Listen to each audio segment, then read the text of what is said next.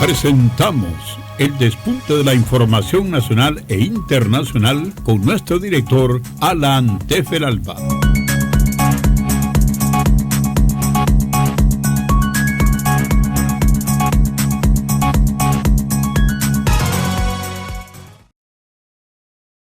Muy buenos días, amigos oyentes. Ya estamos en el despunte, la pauta de la información nacional en Nicaragua y el mundo. Recuerden que estamos en Radio El Pensamiento 880, estamos en YouTube, estamos en Facebook y una página que la alimentamos continuamente en Telegram que se llama Radio El Pensamiento. Bueno, hay mensajes de todo el mundo para el presidente Ortega en su cumpleaños. Y vamos a destacar el de Xi Jinping, presidente de China, el de Putin, presidente de Rusia, y el de Medvedev, que es el vicepresidente de Rusia también, y es el hombre de la seguridad en Rusia. Así es que nuestros parabienes para el presidente, nuestros parabienes, hay mucho que agradecerle. Que cumpla muchos años más y que Dios nos siga bendiciendo. Por otro lado, hay un comunicado del gobierno que lo estimamos muy interesante. El gobierno de Reconciliación y Unidad Nacional tiene a bien hacer saber que el representante de Nicaragua, embajador Carlos Argüello, se reunió con el canciller de Colombia, Álvaro Leiva, en París y acordaron crear comisiones de trabajo bilaterales que tendrán como objetivo central el cumplimiento de las sentencias de la Corte Internacional de La Haya.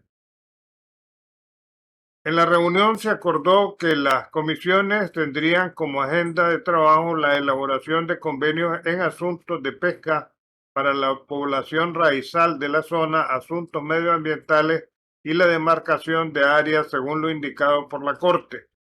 De igual forma, se ha convenido que en los próximos días se continuarán las conversaciones en Nicaragua. Nicaragua reafirma su compromiso con la resolución pacífica de las controversias y el Estado de Derecho a nivel internacional, incluyendo el cumplimiento de la sentencia de la Corte Internacional de La Haya. Gobierno de Reconciliación y Unidad Nacional. Esto es muy bueno, porque los anteriores presidentes de Colombia no querían reconocer la sentencia de La Haya, que nos daban una ampliación del bar patrimonial de Nicaragua, así como también a Colombia se le daban las islas de Quitasueño, Roncador y Serrana, que son unos cayos, más la isla de San Andrés y la otra que está enfrente de San Andrés. O sea, este es un reconocimiento de lo que decidió La Haya en ese sentido y que lo vemos muy bien en todo esto. Porque debe de haber armonía y buena voluntad en las partes y cumplimiento. Nicaragua ha cumplido estrictamente las resoluciones de La Haya. Y la primera resolución de La Haya que nos afectó en mucho fue la de Honduras, que perdimos el territorio en litigio. Hasta hubo una guerra que se llamó la Guerra de Mocorón. Eso fue en los años 50. Así como también la demarcación entre Costa Rica y Nicaragua de Laudo Cleveland. Hay un libro que yo escribí sobre eso, de la demarcación de los dos países. Ahí salió beneficiado Costa Rica, porque Nicaragua se extendía hasta lo que es el Golfo de Nicoya, lo que es Liberia. Nicaragua siempre ha cumplido sus compromisos en este sentido a nivel internacional. El laudo Cleveland se llamaba así, o se llama así, porque el presidente de los Estados Unidos en aquel entonces era el presidente Cleveland. Y él mandó a un amigo personal, un coronel ingeniero del ejército de los Estados Unidos, a hacer la demarcación. Así es que con Costa Rica se acabaron ahí los conflictos. ¿Qué pasó? ¿Por qué perdimos Nicoya y perdimos Liberia? Por una razón muy simple. Nosotros hemos vivido en guerra toda la vida. Y entonces los habitantes de esa zona prefirieron adherirse a Costa Rica para evitar, digamos, los conflictos que tenía Nicaragua. ¿Quiénes votaron en aquel momento? Bueno, los finqueros de la zona, que eran los que tenían derecho a voto, y se quedaron con Costa Rica. Así fue la cosa, y el laudo Cleveland prevalece hasta el día de hoy, ¿verdad? No hay conflicto limítrofe con Costa Rica y ahí se terminó, parece la cosa. En el caso de Honduras, la Corte de la Haya le dio lo que le llamaban territorio en litigio. Aquí en Nicaragua, siempre le pusimos a los mapas territorio en litigio. Honduras le ponía como territorio nacional de Honduras. Estamos hablando que la extensión de Nicaragua para esa época era prácticamente la cuarta parte de Honduras, más o menos, o un poco más de lo que es ahora Honduras, ¿verdad? Todo estaba, digamos, en la parte de la zona del Atlántico. Así que muy bueno esto y se va avanzando en el entendimiento a nivel internacional. El gobierno de Iván Duque, el anterior al de Petro, no había querido reconocer el fallo de la Corte Internacional de la Haya. Por eso decía que es muy bueno por parte de Petro y muy bueno por parte del gobierno de Nicaragua que ya se hagan pláticas en ese sentido, porque los fallos de la Corte Internacional de la Haya son inapelables, de ineludible cumplimiento. Y todos los países que se han adherido a la Corte Internacional de la Haya tienen que cumplir. Hay casos aquí como una deuda que Nicaragua tendría, que falló la Corte, que Estados Unidos tendría con Nicaragua. Para la década del 80, digamos, fueron bombardeados los puertos de Nicaragua, particularmente donde había combustible. Llegó doña Violeta y tomó una resolución de que cedía o cancelaba la deuda, pero eso no es así. Eso no es así. Hay un fallo de la Corte Internacional de la Haya y está pendiente el pago de ese dinero. Creo que son 14.000 millones de dólares los que estaría debiendo Estados Unidos a Nicaragua. En aquella ocasión, cuando tomó posesión doña Violeta, entonces lo primero que hicieron fue darle un préstamo de 2 millones de dólares a Nicaragua. Nada que ver con 14.000 millones de dólares con 2 millones de dólares. Ahora, la cosa sigue pendiente y en su momento el presidente de la República ha hecho la reclamación en su discurso. Pero doña Violeta realmente no tenía potestad para anular un fallo de la Corte Internacional de la Haya y la deuda sigue pendiente. Así son las cosas en Nicaragua, ¿verdad? Eh, Sigue el conflicto y se intensifica entre Israel y la guerrilla de Hamas. Israel ha avanzado enormemente, particularmente en la destrucción de los túneles. Según el informe que tengo a mano, se han destruido 139 túneles y a propósito de eso, hay aproximadamente ya 35 muertos de los soldados israelíes en los enfrentamientos que se está dando con Hamas ya dentro de Gaza. Por otro lado, Israel ha abierto otro frente con Siria y probablemente con el Líbano también. Estados Unidos ha estado presionando duro actualmente a Israel para que se hagan treguas, no un alto al fuego, para darle chance a miles y miles de personas que están en el norte que se vayan al sur, porque los bombardeos en el centro de Gaza y en la parte norte van a continuar. Dice Netanyahu que él no pretende gobernar Gaza y que lo que ellos procurarían ahora que están ocupando la zona es un gobierno civil sin Hamas, que es el que domina la cosa, ¿verdad?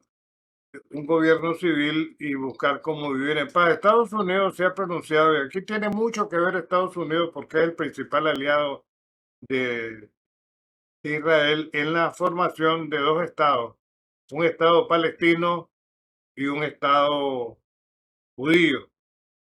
Sin embargo, voy a hacer una observación.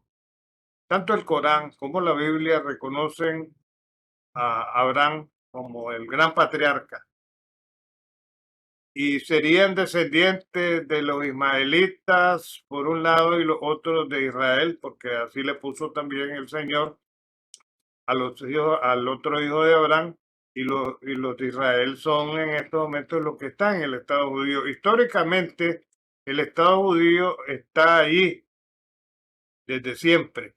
Ahora, ¿qué pasó? ¿Por qué se da toda esta situación?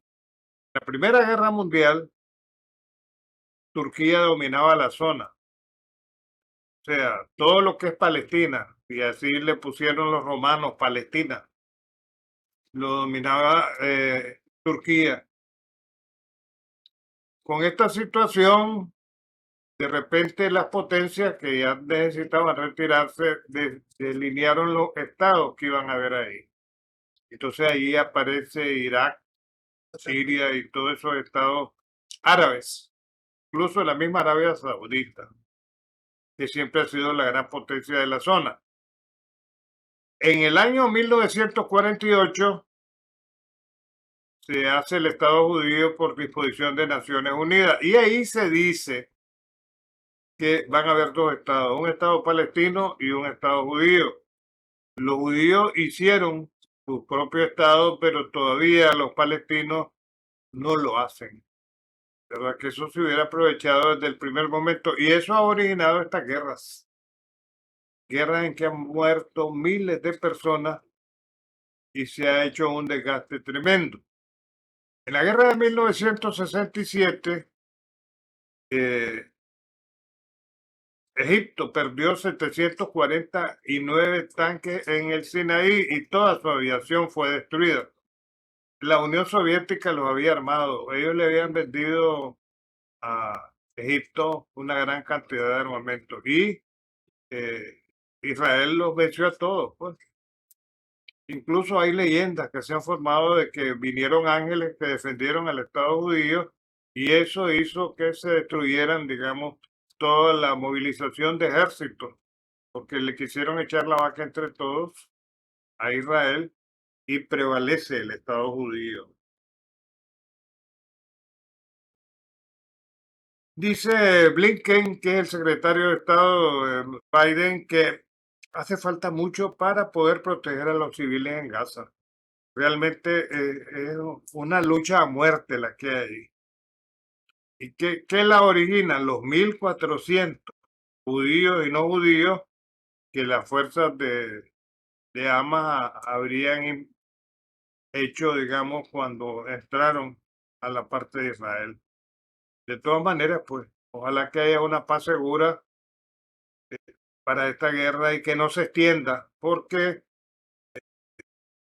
se enseñan los colmillos tanto los Estados Unidos como Irán, y Irán dice de que ellos van a intervenir en esa guerra si no se llega a un alto el fuego, y Estados Unidos dice que va a dar una respuesta a todo esto.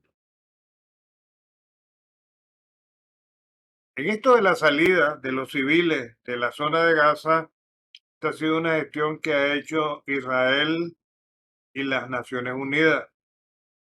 Por fin empiezan a funcionar un poco las Naciones Unidas. Esta guerra de Ucrania, que ahora ha pasado a un segundo plano, con una verdadera intervención de Naciones Unidas, se hubiera podido evitar, pero hay muchos negocios de por medio de todo esto. De tal manera que tuvo que, y se los conté yo al día de ayer, Blinken y el secretario de Estado Austin ir a dar explicaciones al Senado que la mayor parte de la plata destinada para Ucrania queda en los Estados Unidos para el pago del armamento que ahí se produce. En el caso de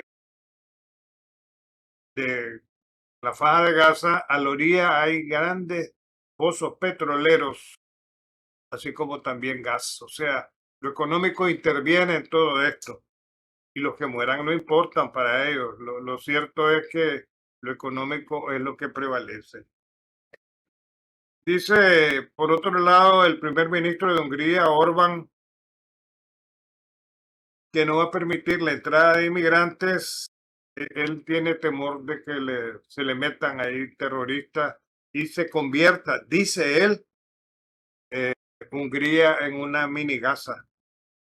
O sea, una pequeña Gaza en relación, digamos, con lo que está pasando en el Oriente Medio.